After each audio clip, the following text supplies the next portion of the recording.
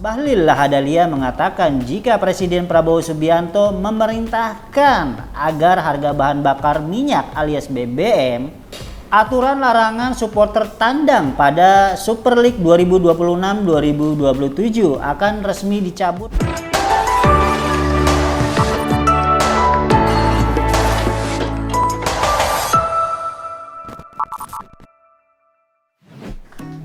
Hai Sobat Negeriku, kita kembali di edisi reactionjpn.com, ada cerita di balik berita. Bersama saya Anam yang tentunya akan membawakan sejumlah berita-berita terpilih dan terpopuler selama sepekan terakhir. Tentunya kalian sudah pada penasaran ada berita menarik apa saja? Ya daripada berlama-lama, yuk simak. Membuka reactionjpn.com pada pekan ini ada kabar berita yang datang dari dunia hukum, yang mana kabar berita tersebut perihal proses daripada kelanjutan soal dugaan ijazah palsu Bapak Presiden ke-7 Indonesia, siapa lagi kalau bukan Bapak Joko Widodo. Berita itu berjudul Update Kasus Dr. Tifa Soal Tudingan Ijazah Palsu Jokowi. Let's go. Jaksa penuntut umum kembali melimpahkan berkas perkara Tifauzia Tiasuma atau yang dikenal dengan Dr. Tifa, yang mana kasus itu dilimpahkan ke Pengadilan Jakarta Timur terkait dugaan pencemaran nama baik atas tudingan ijazah palsu terhadap Presiden ke-7 Indonesia Bapak Joko Widodo. Perkara atas nama terdakwa Tifauzia Tiasuma telah dilimpahkan kembali ke Pengadilan Negeri Jakarta Timur tanggal 28 Juli 2026. Ujar juru bicara Pengadilan Negeri Jakarta Timur, Immanuel Tarigan, kepada awak media. Perkara Dr. Tifa kini kembali tercatat di Pengadilan Negeri Jakarta Timur dengan nomor perkara 354-PID.B-2026-Pengadilan Negeri Jakarta Timur. Terkait kasus hukum yang saat ini tengah dijalani oleh daripada Dr. Tifa dan rekan-rekan, tentunya menarik sejumlah pengamat dan profesor yang mungkin mengamati polemik kasus ini ya. Tak terkecuali daripada salah satu profesor, yakni dari Profesor Gayus Lumbun, yang mana Profesor Gayus Lumbun sempat mengatakan pendapatnya dan itu ada di berita. Begini peran PT UN pada polemik ijazah Jokowi.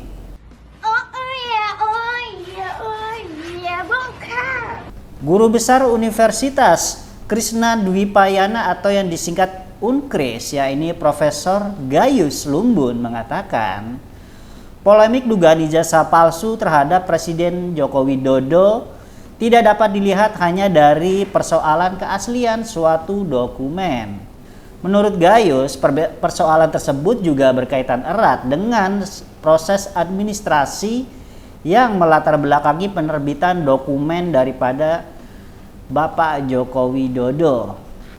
Pemeriksaan terhadap proses akademik dan administrasi tersebut penting sebab polemik ijazah ini telah berkembang ke ranah pidana, papar Profesor Gayus.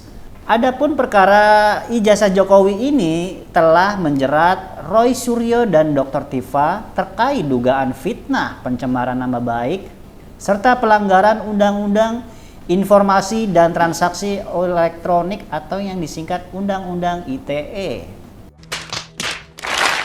Kalau kita perhatikan memang perihal kasus dugaan ijazah palsu dan pencemaran nama baik ini, ya ini menyangkut nama baik dari sebuah lembaga dan institusi yang mana menerbitkan legalitas suatu dokumen, mulai dari akademisi, ya ini mungkin tempat di mana Bapak Joko Widodo mengemban ilmu pendidikan, belum lagi ketika dirinya mencalonkan sebagai wali kota, tak terkecuali daripada partai pendukungnya. Dari kabar dunia hukum kita membahas soal BBM, yang mana berita itu berjudul Bahlil Lahadalia sebut Presiden Prabowo minta harga BBM subsidi tidak dinaikkan. Yes, yes, yes. Menteri SDM Indonesia yakni Bapak Bahlil Lahadalia mengatakan jika Presiden Prabowo Subianto memerintahkan agar harga bahan bakar minyak alias BBM bersubsidi khususnya tidak dinaikkan. Bahlil menjelaskan Prabowo menyampaikan arahan itu dalam rapat terbatas di Istana Negara.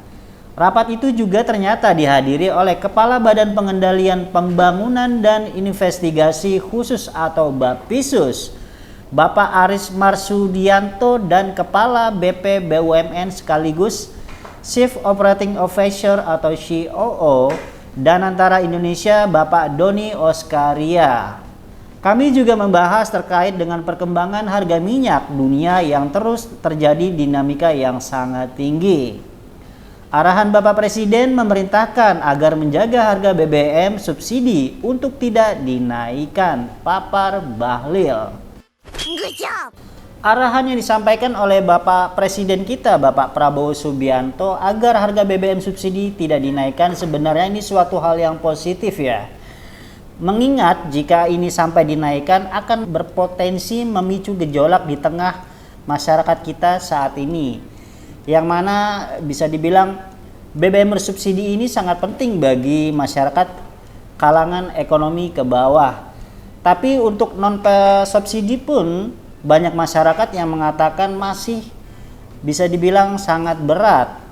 Apalagi ini kondisi ekonomi sulit ini dirasakan hampir oleh semua kalangan dan semua sektor. Oleh karena itu, sepertinya pemerintah juga harus mewaspadai terhadap fenomena seperti ini, yang mana takutnya akan terjadi sebuah imigrasi atau migrasi dari pengguna Pertamax ke BBM bersubsidi, apalagi kalau bukan Pertalite. Emang apa sih nggak boleh? Ini juga ada di dalam sebuah berita kita yang itu berjudul pemerintah perlu mewaspadai migrasi konsumen Pertamax ke Pertalite.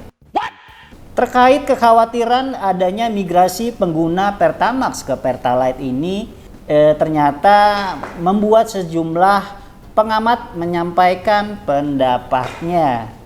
Ya, ini datang dari pengamat ekonomi energi Universitas Gadjah Mada atau UGM, Bapak Fahmi Radi yang menilai jika sampai itu terjadi karena ini ada kejomblangan dari segi harga ya, bisa menjadi suatu problematik yang baru dan ini harus menjadi catatan serius bagi pemerintah. Fahmi menilai jika penurunan harga Pertamax dari Rp16.250 per liter menjadi Rp15.950 per liter masih menyisakan selisih harga yang cukup lebar terhadap Pertalite. Disparitas yang terlalu menganga ini akan mendorong konsumen Pertamax khususnya kelas menengah ke bawah melakukan migrasi atau pindah ke Pertalite, papar Fahmi. Oleh karena itu Fahmi pun menuturkan jika penurunan harga BBM belum cukup untuk mencegah konsumen bermigrasi ke Pertalite. Sebenarnya memang ini benar ya, harga dari Pertalite ke Pertamax ini bisa dibilang sangat jomplang, terlalu jauh lah ya. Dan kalau kita perhatikan juga kenaikan daripada harga BBM non subsidi dengan penurunan harga yang terjadi belum lama ini sangat tidak signifikan, masih bisa dibilang sangat tinggi dengan harga Rp15.950 per liter untuk non subsidi.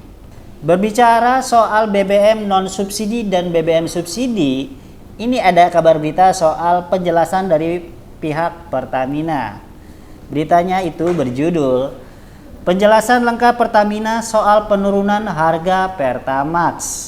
Diam! Pemerintah secara resmi menurunkan harga BBM non subsidi.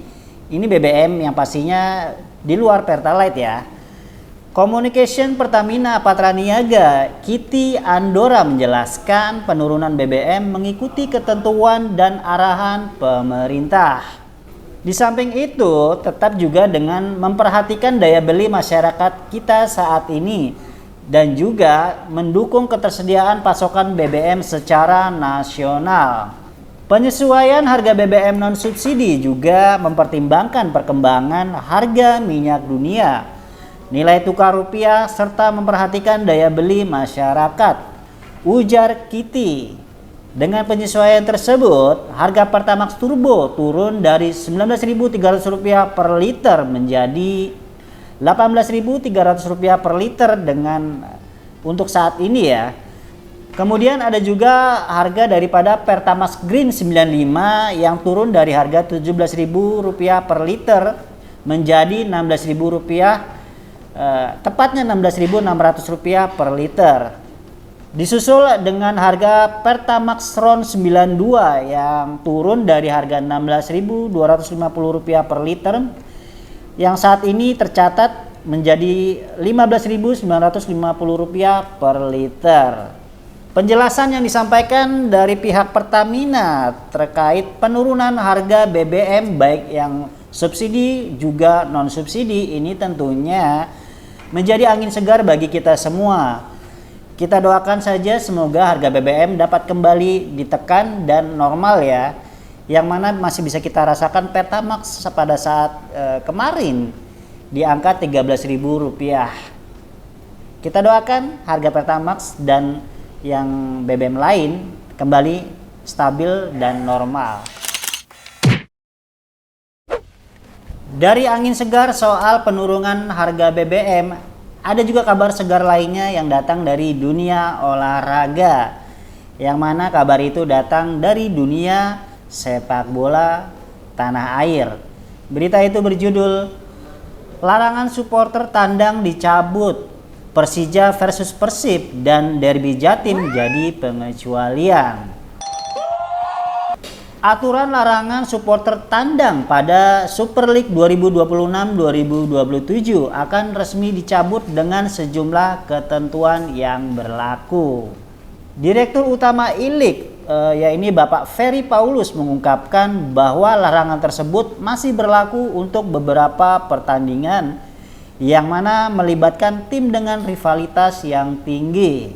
Karena itu, sejumlah laga besar seperti El Clasico Indonesia dan Derby Jawa Timur tetap tidak akan dihadiri oleh supporter tim tamu. Laga seperti Arema Persebaya dan Persija melawan Persib itu tetap dilarang, papar Ferry Paulus. Keputusan pencabutan larangan supporter tandang diambil setelah evaluasi terhadap penyelenggaraan kompetisi dalam satu musim terakhir yang menunjukkan minimnya insiden terkait supporter. Kabar berita soal pencabutan larangan supporter yang hadir dalam suatu pertandingan ini dengan pengecualian pastinya menjadi kabar baik bagi kalian pecinta sepak bola. Tapi perlu diingat bahwa memang kemungkinan terjadinya suatu gesekan bisa saja terjadi baik itu di dalam maupun di luar lapangan. Apalagi dengan klub-klub besar yang mempunyai fans yang cukup banyak ya. Baik itu dari Aremania, Bobotoh, Jackmania hingga Persebaya Surabaya. Membahas soal klub-klub besar, sebentar lagi akan ada suatu laga yang mempertemukan antara Persija Jakarta dan Persib Bandung. Hal itu ada di sebuah berita kami yang berjudul Persija versus Persib di Jakarta, jadi kenyataan supporter boleh datang. Emang apa sih nggak boleh? Penantian panjang Persija Jakarta untuk kembali menjamu Persib Bandung di ibu kota akhirnya menemui titik terang. Duel panas dua rival klasik itu dipastikan bakal berlangsung di Jakarta dengan kehadiran penonton pada awal Super League 2026-2027. Persija akan menghadapi Persib pada pekan kedua, tepatnya pada 12 September 2026. Kepastian tersebut disampaikan Direktur Utama I-League Ferry Paulus yang memastikan pertandingan tetap digelar di Jakarta. Iya, di Jakarta, papar Ferry.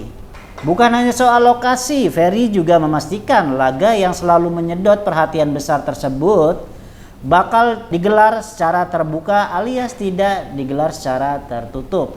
Dan ini menjadi momen penting bagi kalian pendukung untuk hadir dan mendukung tim kesayangan kalian. Nah, soal pencabutan larangan adanya supporter dalam suatu laga, khususnya tim-tim besar ya.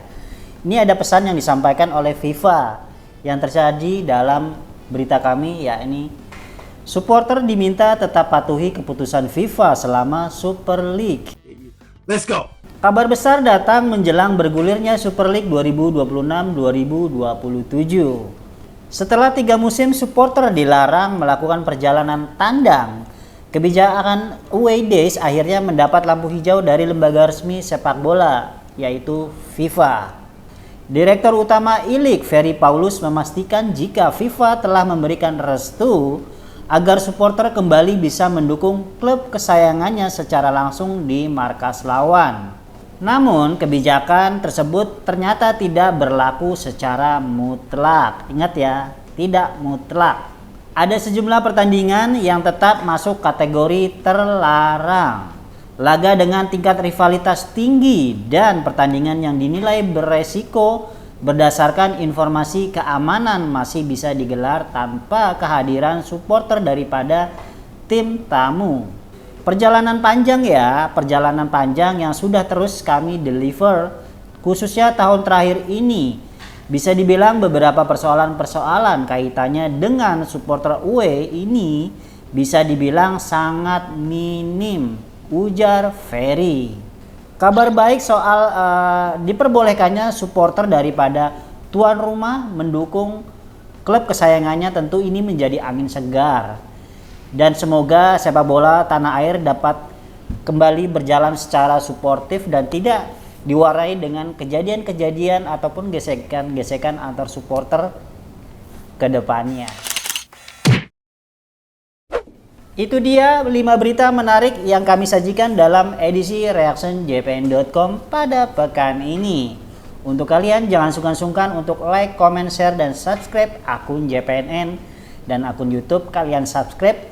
Juga nyalakan loncengnya agar kalian tidak ketinggalan berita-berita dari kami JPNN. Sampai jumpa minggu depan dengan berita-berita menarik yang lain. Bye!